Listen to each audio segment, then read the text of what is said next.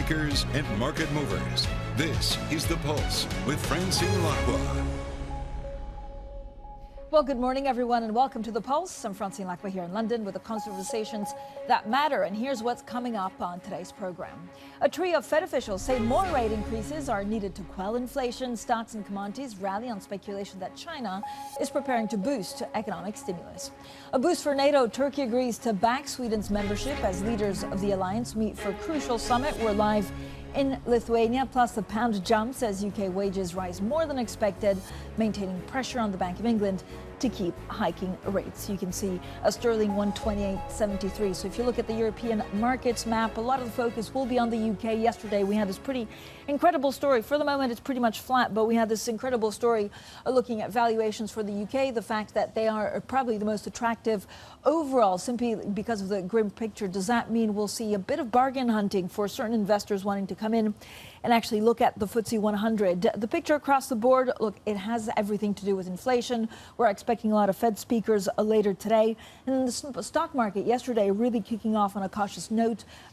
Traders not only sifting through the marks of Fed officials, but really it's earnings season that starts in full on Friday when we have a lot of the U.S. banks. If you look at some of the concern resurfacing about the impact of many economic cross currents on corporate profits, it's probably the big impetus that could make or break a lot of these markets. Now we have three great charts for you. Everything stems from China. So we look at yuan longer term, but really this was once the economy that was the envy of all emerging markets. Now a lot of questions on China and what it means going forward. There's also a lot of questions on whether this will be like Japan with no growth and whether we continue exporting deflation across the world.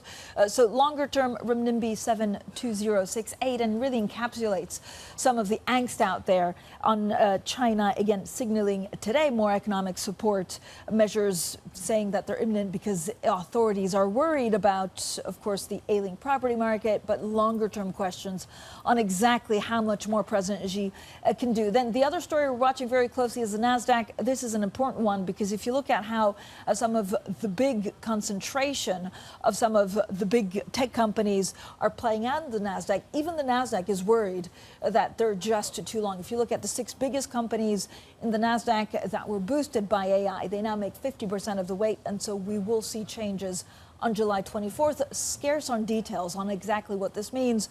But again, when we read the story, we thought we should spend a bit of time thinking about this overconcentration and what it means for your portfolio building. And then finally, we talk about Treasury yields. I love looking at Treasury yields being inverted. I know I get quite a lot of pushback on that from market participants, but it's a closely watched barometer of recession risk. And it's now around actually 27 basis points since March. Remember, it was inverted by 111 basis points. So that flattening yield curve changes everything for how we look at bonds. The other story today, and we're getting breaking news out of Temasek. This is a Singaporean wealth fund, one of the biggest in the world. It posted a minus 5% return for the full year of 2023. That's the worst showing since 2016. So we'll delve a little deeper into what this sovereign wealth fund got wrong. Now, later this hour, we'll also hear from the Temasek Chief Investment Officer, Rohit Sipal Milani. He's speaking to Bloomberg's Haslinda Amin exclusively. So China has signaled more economic support measures are imminent after authorities took a step towards supporting the ailing property market by extending loan relief for developers. Well, joining us now is Freya Beamish, Chief Economist and Head of Macro Research at TS Lombard. Freya, as always, great to speak to you, especially on China. I mean, this was the envy of most emerging markets. What went wrong in China? Well, they followed the same playbook as Japan and Korea before them, and they got the same response. You funnel all of the resources in the economy towards kind of corporates and wasteful investment. You dig a big hole in the ground, you destroy the environment, and you end up with a destroyed environment and a big pile of debt. And kind of going forwards, the likelihood is that they'll face that same kind of balance sheet recession dynamic that Japan faced before them, and Korea to an extent faced before as well. I think in the Korean case, we had the consumer debt crisis in 2003, and you could say that would have been the end of household debt, which would be the offset to deleveraging in the corporate sector. But in the Korean case, they have managed to keep that going, and that's provided some kind of driver for them. In the Chinese case, it's hard to see that being a real driver, because there's just no answer to how to deal with the problems that are being faced by the property market. So. And that's exactly my question. I mean, I guess what's worse is that if you look at the options that President Xi's government have, they're not great. So how is he going to fix things? Well, I was talking about this with a colleague recently, and the technical term we came up with was "it's a pickle," because the flow of funds has to balance, right? And if you're going to deleverage an economy without defaulting on debt, you have to run private sector surpluses. You have to reduce the deficit of the non-financial corporates, and that's exactly what they're trying to do. But to offset that, you either have to run a larger government deficit or you have to run a larger current account surplus. Now, the government deficit, if you look at on a broad spectrum, is already huge. And running a larger current account surplus is not going to go down well in the current global environment. So they can't just run that same kind of policy of trying to compress wage growth and trying to keep a larger current account surplus, trying to depreciate the RMB that Japan and Korea ran before them, because it just won't float. Given the size of China and given the geopolitical backdrop and the kind of the political backdrop that developed markets are facing. So when you see this big ratcheting up of electric vehicle exports, that means that they are focusing on these green sectors, and they are trying to rebuild the current account surplus. But is Germany going to sit back and say, okay, well, yeah, fine, we'll just accept all of your electric vehicles to the detriment of our economy? I don't think so. So there's not really any clear answer to how to shore up Chinese growth. So, Freya, what does this mean for the rest of the world? Again, we're starting to really feel the impact on commodities and equity markets across the world. Is there anything that the rest of the world can do to try and protect themselves, or at least, continue to buffer some of that impact? So it's almost like you've got this kind of reservoir of disinflation in China, and all those economies that were beneficially exposed to the Chinese growth model in the 2010s, they have a big question to answer now with regards to what's their new growth model going to be. There may be answers to that on a case-by-case basis, but all of those economies, EM markets that are exposed to China, they have those big questions to answer.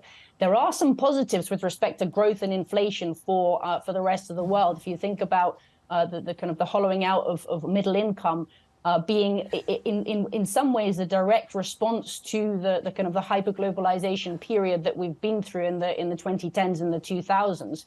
It's now possible with the kind of the loss of competitiveness of the Chinese currency and with the inability just to kind of ratchet up investment from here in China, that you start to see capex and capital deepening reawakening in developed markets, and that's starting to support productivity growth. And you also start to see kind of wage growth starting to be able to grow, to rebound on a secular basis in developed markets, and that being able to push developed markets onto a more private consumption-led, income-led form of growth. So there are upsides to this, but how you kind of get exposure to that as an investor is very difficult, because it really flips the kind of the investing kind of model on its head. You can no longer just invest in the index. You have to get exposure to the real economy. You have to get exposure to capital goods on a secular basis. And Freya, I mean, first of all, congratulations. Also, you have a great paper on looking at yields and some of the changes there. The fact that also maybe the central bank liquidity impulse has bottomed. What does this mean for yields longer term? Yeah, so I think in the short term, the story is very different from the longer term. So longer term, we're looking at higher growth, higher inflation. We're looking at greater uncertainty in the kind of the deglobalize or the kind of end of hyperglobalization. And all of that means kind of higher term premia at the same time as you've got this shift away from the driving narrative being excess of savings to everyone all of a sudden competing for resources for capital, whether that's government or whether that's the private sector. And that all means higher yields on a secular basis. In the short term, though, we do think that kind of negative credit impulse is much more important for growth than the excess of kind of wealth that's still left over in the US and actually Japan by the pandemic. And that negative credit impulse, actually negative net equity impulse, if you can think of that as well, the kind of the change in the amount of wealth is much more important for GDP growth. And that's what's kind of pointing towards recession still. Yes, we do still think that there's going to be a US recession in the not too distant future. And therefore, in the short term, the tactical response is much different from how markets are currently seeing it and how things are going to play out on a secular basis. Freya. Freya, thank you so much. As always, Freya Beamish stays with us. Now, Turkey has also agreed to support Sweden's bid to join NATO in a major breakthrough for the military alliance. President Joe Biden says he's not at all surprised by the agreement. And the NATO Secretary General, Jens Stoltenberg, welcomed the about turn following months of drawn-out negotiations. Now, he's speaking now. The news came, of course, on the eve of a two-day NATO summit that starts this morning in Lithuania, bringing together 31 leaders from across the organization. Well, we have our Bloomberg Europe correspondent Maria today on the ground for us in Vilnius. So Maria, Turkey agreeing to back Sweden. What brought about this change? And good morning. Good morning, Francine. And major breakthrough yesterday night. Obviously, the Turkish President Erdogan dropping that veto and now clearing the way for Sweden to join NATO. Now, there were a number of issues that were agreed yesterday bilaterally between the two countries. They talk about more cooperation between the two of them. They talk about a format in which they'll be able to monitor the commitments that were made in terms of security and counterterrorism measures that were agreed in their bilateral memorandum. But obviously, what matters here is that political signal from President Erdogan now instructing a vote in the Turkish parliament to ratify Sweden's entry to NATO. And Francine, we already see the trickle-down effect because the Hungarians, remember, it's not just Turkey, it was also the Hungarians. They now say this morning, of course, we support Sweden. This was just a technical matter and we will vote through. Now, at this point, Francine, we have seen that the United States and the President of the United States, Joe Biden, is here now in Vilnius, the session about to start, and really the focus turns to Ukraine. The country will probably not get this formal invitation to join, but it is looking for a political one that makes it clear they will join, quote, when the conditions allow. And Francine, at this point, I have to say, everyone here is on the lookout and just waiting for President Zelensky to arrive. We've been told he will participate, and that could happen any minute now. Thank you so much, Maria Tadeo there. Of course, with the very latest, we'll keep an eye out for President Zelensky, and then we'll go back to Maria later this hour. So we'll have plenty more, of course, from Vilnius on this NATO summit.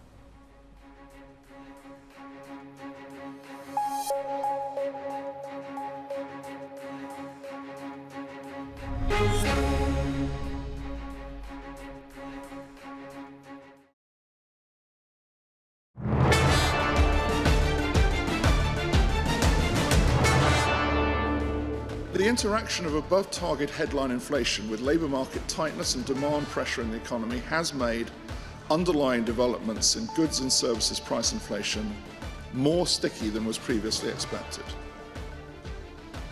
And both price and wage increases at current rates are not consistent with the inflation target. Some of that tightening is still to come through the policy pipeline, and we expect underlying inflationary pressures to recede as headline inflation falls. Well, that was the Bank of England Governor Andrew Bailey, who says the full impact of interest rate increases has yet to hit the economy and that inflation is likely to drop markedly this year. Now, still with us, Freya Beamish, Chief Economist at TS Lombard, and joining us, Marcus Ashworth, Bloomberg opinion columnist. So thank you both for either sticking around or coming on the program. Freya, when you look at what we heard from Mansion House, there's also, of course, an agreement between the government and some of the largest pensions about putting 5% into some of the startups to kickstart growth. What's your growth plan for the UK right now? I think the focus, in some ways, understandably for them, has been both from Hunt and from Bailey has been on kind of trying to bring demand back down to supply. So you've got this kind of focus on inflation and demand, and then you've got this sort of focus on competition, which is their sort of buzzword for the supply side, and that's all about kind of trying to redirect finance to growth and startups. I think what's being missed is that there's a whole other part of supply that needs to be fixed and is currently creating this really intense bottleneck for the UK economy, which is partly why I think we're seeing these upside inflation surprises and why the outlook has been threatened to be more kind of stagflationary than elsewhere. And in particular, there's this misunderstanding of the competition between resources for funding the government deficit versus funding the growth startups in the private sector, which, yes, everyone, as we said in the previous segment, that there is a big kind of increase in competition for funds, and that's why we think that the interest rate, that secularly yields are going to be higher. But if the government spending is also reducing the number of people on waiting lists, if you're buying MRIs and that's increasing the productivity of doctors, if you're kind of increasing our kind of capex in the NHS and healthcare from what is the one of the lowest in the OECD to sort of even to the middle, you're actually releasing a lot of those kind of bottlenecks that have caused the supply side deterioration on the labor market side, and that's just kind of missing from the whole debate.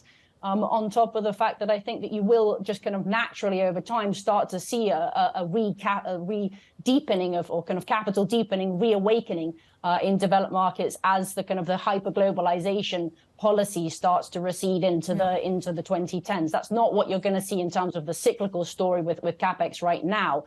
Because the unit labor costs are just kind of too hot to invest for businesses to start investing. But I think that capital deepening starts to come through, and that starts to help productivity growth in the UK as well. It's not too hard to be above consensus in the UK. Yeah, Marcus, I was going to ask, are you also above consensus? And actually, will productivity pick up? I don't think we measure productivity very well in the UK economy, and it's very hard to sort of divine a way through it. I mean, as you may know, we tend to measure, as Freya was pointing out there, health and education, which is not a feature of European. It was supposed to be Eurostat's way forward, but we've adopted it and they haven't. So we look at our GDP in a different way now. So it's quite hard to compare and contrast. But I clearly see what Hunt's trying to do here. It's just unfortunately it's too little too late. Some of it's tinkering around the edges. I'm not a big fan of perhaps using private sector pensions to sort of do things into, well, it's not really private equity, it's more venture capital. And we've got a trouble here with the British Business Bank, which is flooding the sector. And I think a lot of startups are getting too easy money without enough rigorous controls going through, which is going to end up, a few years down the line being a bit of a mess, I suspect. But the government is tinkering at the moment. It's rearranging the deck chairs on the Titanic, and I hope it has some impact. But really, we have a sector, particularly in the labour market, which is very strong, and it's all that dominates, I think, for the Bank of England.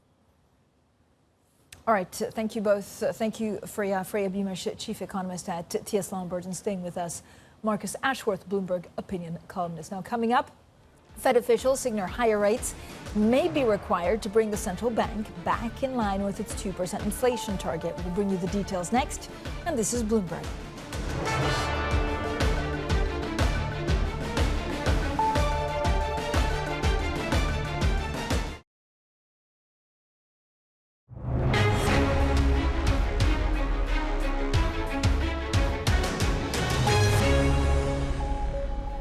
My view is that the funds rate will need to move up somewhat further from its current level and then hold there for a while as we accumulate more information on how the economy is evolving. As we get closer and closer to what we think is a sufficiently restrictive level, that's part of positioning ourselves so that we can try and get to that target level in a careful way. One of the surprising things about the economy is just how much momentum it continues to have. We're likely to need a couple more rate hikes over the course of this year to really bring inflation back into a path that's along a sustainable 2% path.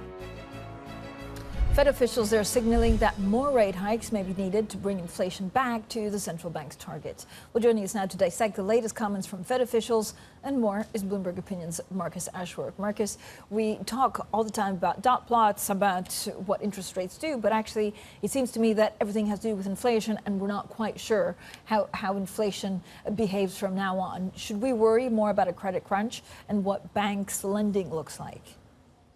I think we should, but I mean, I'm very impressed by how the Fed has managed to change the debate and move markets around almost at will.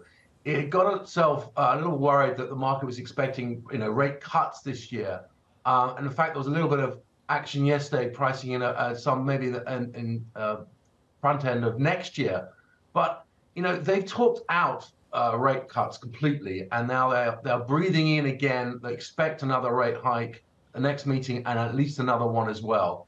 I don't think they necessarily feel they have to go ahead with that, but they don't want the market pricing in, as markets tend to do. The second you stop hiking, it must mean at the end of the rate hiking cycle, and it must collapse. And they want this plateau. and they want to wait and see. But the great thing, the US economy is it's strong enough to handle it. Unfortunately for the UK and for the ECB, their economies are much weaker, but they are forced to watch and do what the Fed is. We are completely controlled by what the Fed wants to do with interest rates. And as they're not ready to turn yet, we saw a few central banks try stopping hiking, and they've all been forced back to hike again. So we are just totally dependent on what the Fed thinks. Marcus, as always, thank you so much for joining us. Bloomberg Opinions, Marcus Ashworth joining us on the Fed and, of course, on the UK. Coming up, we'll be bringing you the latest from the NATO summit in Lithuania. Maria Tadeo is on the ground there. That's coming up shortly, and this is Bloomberg.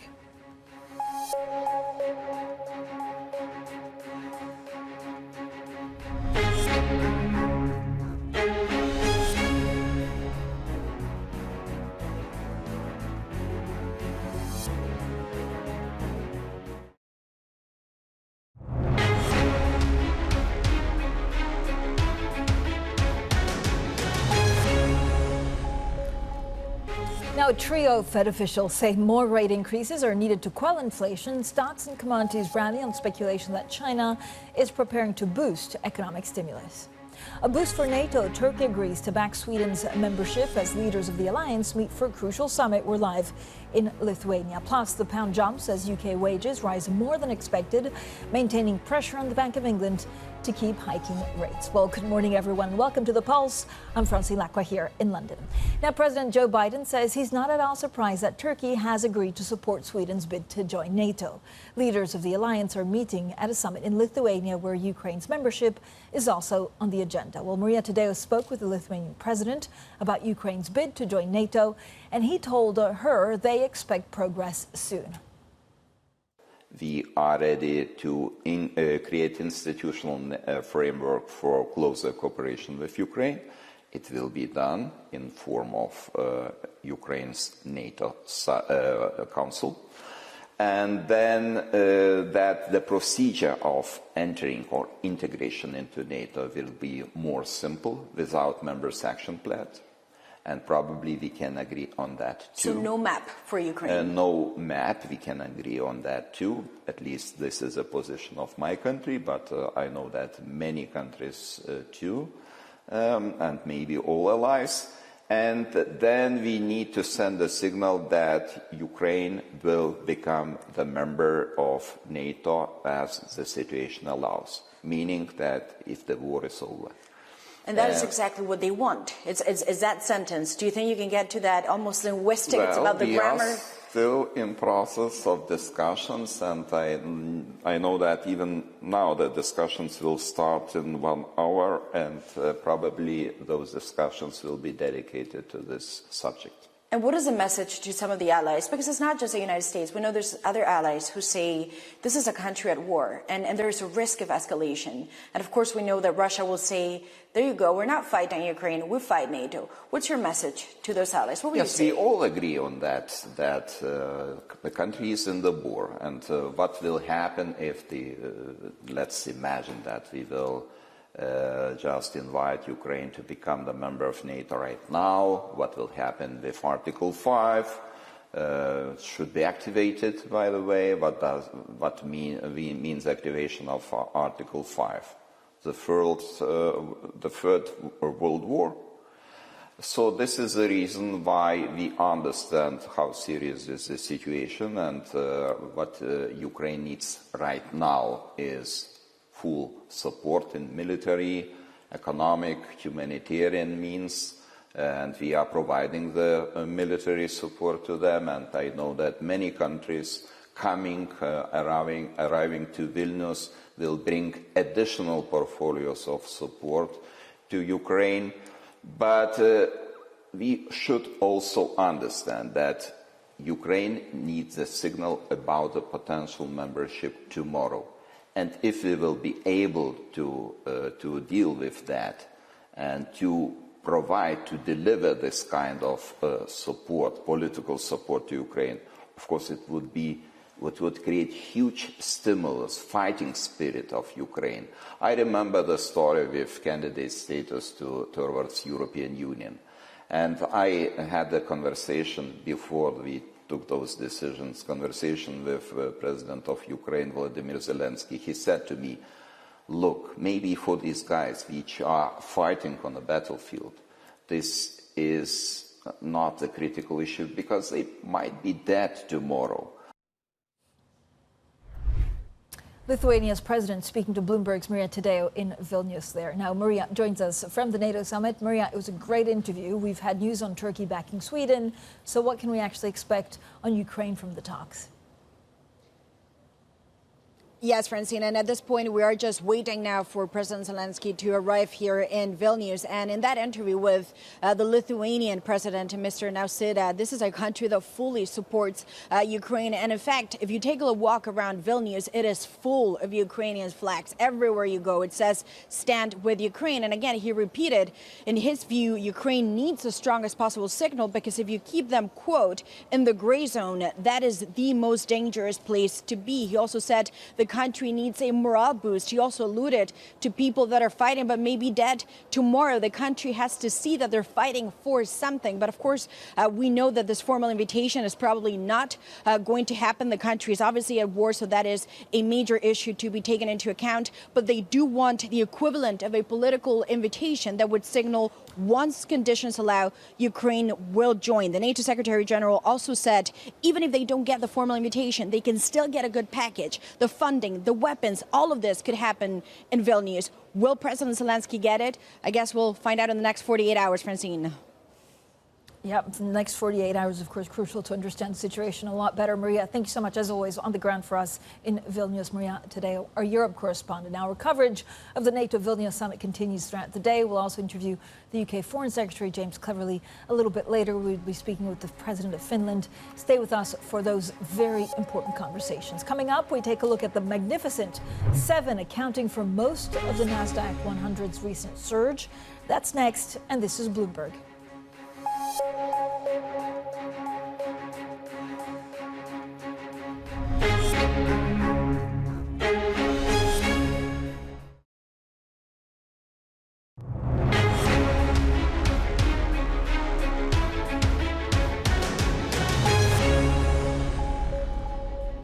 The conversations that matter, the insights you need. This is a Pulse. I'm Francine Lacqua here in London. Now, this is the picture across the board. We look at the markets, but we take a little bit of a step back and try to really tell you the stories that matter. The picture for Juan is one of, for example, China really being the one that was the envy of all emerging markets just a couple of quarters ago. And now huge questions about what this economy will be going forward. Now, a couple of things we need to watch out for is, look, if you look at the stock market, kicking off the week on a cautious note, market momentum has slowed because the China economy is now caught in the grip of this grim narrative that perhaps few would have imagined possible before the pandemic struck. So the world's biggest factory, essentially, is what China has been, exporting deflation to the rest of the global economy.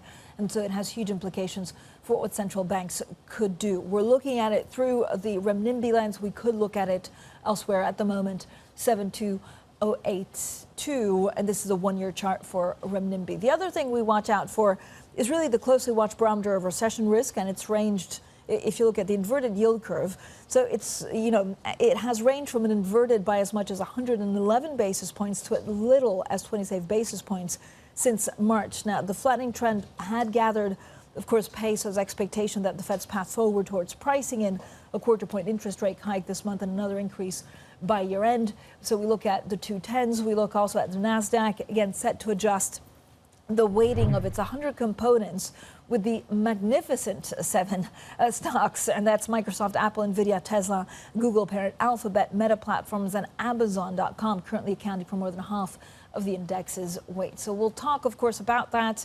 America's biggest tech companies have, in fact, become too large, even for the NASDAQ.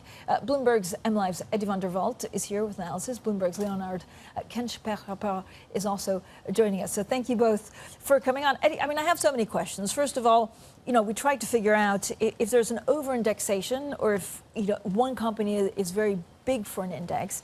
Is that really a problem? Yeah, look, so this is what surprises me here. We don't really know the detail, but we do know that this is to address over concentration in the NASDAQ. But the surprising thing is that the NASDAQ has really benefited from this. In another year, if the NASDAQ underperformed in a down market, I could understand this. But, you know, the NASDAQ is up something like 38% this year versus the S&P, which is up only half of that, about 15%. So, you know, it's significantly outperformed. And it is because of overexposure to NVIDIA and AI, to Microsoft with Bing suddenly doing well, now with Meta and its launch of Threads. It's because these small selection of companies are doing so well. But I guess the problem for an index like the NASDAQ is the over-concentration increases your volatility, right? And why don't you just buy those 7 stocks? Why do you buy an ETF that replicates the underlying if your vast majority of exposure is just to this handful of companies? And Eddie, I love getting Eddie's live take on this, because again, we're very thin in terms of details, right? We don't exactly know how they'll do it. Yeah. But if these are companies that are priced to perfection, then I don't know whether, you know, if there's a correction, how does the weighing change? Yeah, and look, and it's going to have an impact on the companies too, because of course a lot of people don't buy the stocks outright. Most people take exposure via ETF these days. So a lot of people, you know, so if you reduce their concentration in the index, that means there's money flowing out of them, which then, you know, means that the company's share price will fall, and that at the next rebalancing they'll naturally be underweighted a little bit more. So, you know, I think the impact on the wider market is significant here. We also look at the banks, and what was interesting, Leo, is that so we have Michael Barr basically, you know, trying to push through, or looking at changing the way we measure risk. You know, we standardize risk and some of the capital requirements for some of the big banks, but it's not necessarily going to go through. That's true. So so first of all, this is all part of a broader review of US rules to align them better with Basel III rules, the international rules that will come into effect over the next years. And yeah, Michael Barr has said he wants Wall Street banks to use a more standardized approach, and also that he might tweak, or they might tweak, the Fed's annual stress tests to better account for risk. And of course, this is a big topic for investors as well, because higher capital requirements might result in lower payouts by those banks. So are we expecting the banks to push back? I mean, what's the likelihood? This would be the biggest overhaul, right, since the financial crisis, if it goes through. That's true. So there'll be an initial plan that's expected to be published this month, and the industry will weigh in. There has been criticism, but of course the Fed stance is, you know, this increases lending capabilities in the economy, so it's a good thing, but there'll be no doubt pushback.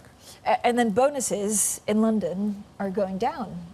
And this is basically because of the pipeline, right? The M&A pipeline. Goldman Sachs, you know, firing a lot of people, but still paying out some of the best bonuses. That's true, that's true.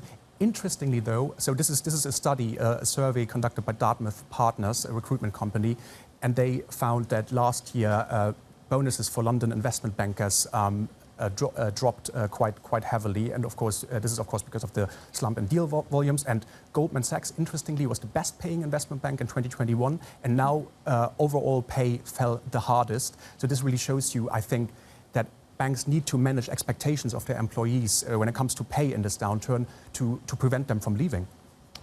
A lot of things. I mean, you're you know, deputy leader of all this big markets team. We're going to the earnings season. Yeah. And that could be a real game changer for how equities perform. Yeah, absolutely. Because look, stocks have pretty much ignored the hopes or the worries over a recession so far this year, right? Stocks have done significantly well, and that's on the expectation that there will be, you know, that the Fed will be forced into rate cuts, but a lot of it's also built on the strength of the consumer. And the US consumer is still very strong. Even in Europe, the consumer has not really buckled yet, right? But if we continue to see rate hikes, if we continue to see the Fed and other central banks taking on inflation, then yes, I think we could see a significant pullback, you know, in consumer spending, which will therefore feed back into stock prices. Eddie, what's your chart of the day? I mean, so I love the inverted yield curve. Everybody disagrees with me, but it is flattening. So is it saying something finally? Yeah, but you know what? I think it all depends on how we see that flattening happening, right? Is this a flattening that the Fed is forced into cutting again,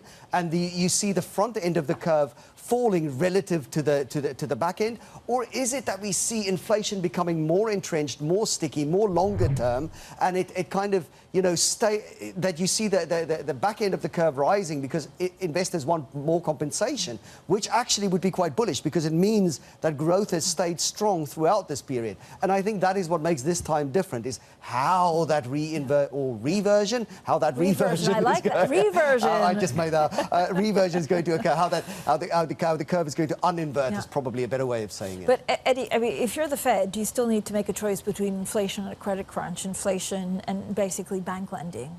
Yeah, I think there is a little bit of that. I think that is the one thing that might... I don't think the Fed is that worried about a recession, actually, at this point in time. It is far more worried about stability in the banking sector. If we see instability, if we see renewed instability there, because the only time I've really heard Powell nervous in the last 6 months was when we had the US banking crisis back in March.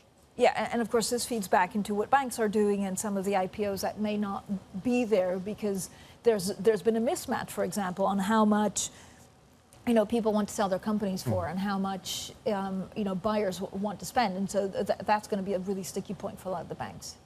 Yes, definitely. I mean, many banks hope.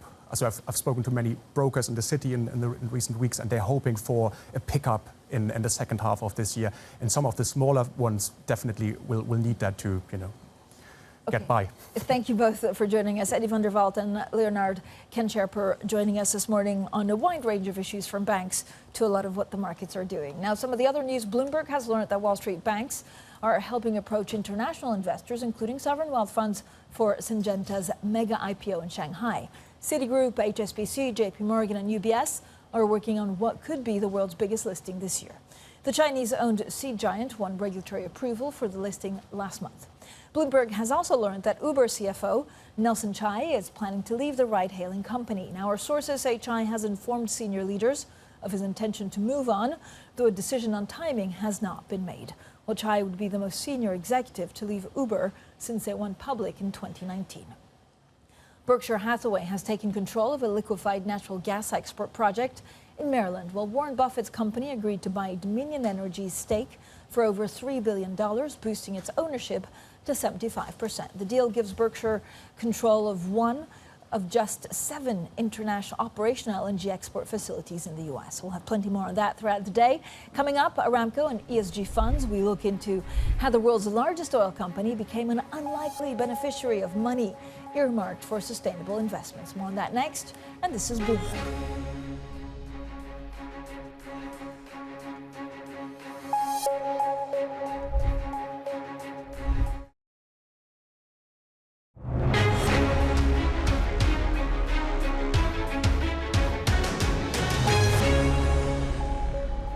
The conversations that matter, the insights you need. This is a Pulse. I'm Francine Lacqua here in London. Now, Saudi Aramco, the world's largest oil company, has become an unlikely beneficiary of funds earmarked for ESG investments. And that's because of a complex web of financial structures that the oil giant used to raise money from its pipelines. While seemingly unintentional, it's also raised questions about some of the methods of fundraising that are being increasingly used in the Gulf. Now, for more on all of this, we're joined by Tasneem Broger, our managing editor for ESG and EMEA. Tasneem, thank you for joining us as always. So how did this actually happen? Yeah, good morning. So hold on to your hat because there are quite a few layers of financial engineering here. So Saudi Aramco is obviously blacklisted by a lot of ESG investors. It has very low, some of the lowest possible ESG scores. But what happened was that back during the pandemic, it created 2 pipelines, one for oil, one for gas. It then sold 49% in each of those to 2 groups of investors, one led by EIG, Global Energy Partners, and the other led by BlackRock. Those investor groups then got bank loans, bridge loans to pay for that investment. But then to pay back the banks, they created special purpose vehicles. And those special purpose vehicles were registered in Luxembourg. And they then got a very decent ESG score, so that when they issued bonds, those bonds ended up being bought by ESG investors. Now, one has to remember, of course, that the sole purpose of those bonds was to finance those 2 oil and gas pipelines. So, Tasneem, what does this actually say about the guardrails around ESG? Well, I mean, this is an unusually complex set of structures that you know, clearly retail investors would have a very hard time penetrating, but even professional investors often wouldn't know that they are in fact own bonds that somehow have this connection. So it just goes to show that that the layers of complexity really make a huge difference here. The other thing is that part of what enabled all of this is the rating on the SPVs. And so in Europe, the European Commission last month actually put forward a sweeping proposal that means that the entire ESG ratings and ESG scores industry is going to have to sort of come under much more uniform and transparent regulations in the not too distant future. So, Tasneem, are there any regulations in the pipeline that will actually address any of these issues? And could that be on a would that need to be on a global level? So until now, what has happened in the EU in terms of ESG regulations has tended to have global ramifications, like the SFDR regulation for ESG investors. And so the expectation is that when the EU starts regulating ESG ratings and ESG scores, which will be the first time that that's happened in the history of this sort of mushroom or this cottage industry of ratings, that will have ramifications also on a global scale that will hopefully give ESG investors more insight into complex structures like this one.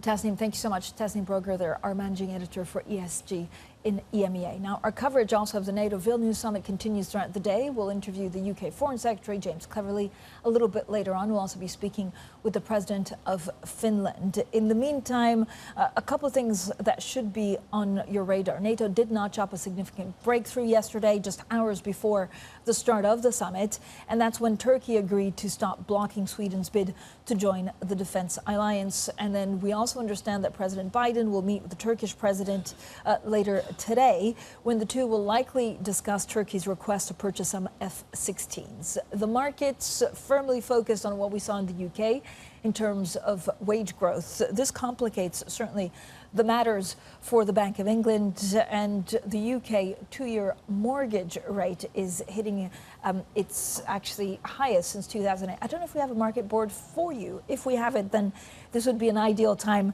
to actually bring it up. If you look at the average rate for a fixed two-year home loans, it rose to 6.6%. That was today. Again, UK households facing an avalanche of cost pressures triggered by rising interest rates and the worst cost of living crisis in a generation. Up next, the Bloomberg Surveillance Early Edition with Kriti Gupta in New York, Danny Berger in London, and this is Bloomberg.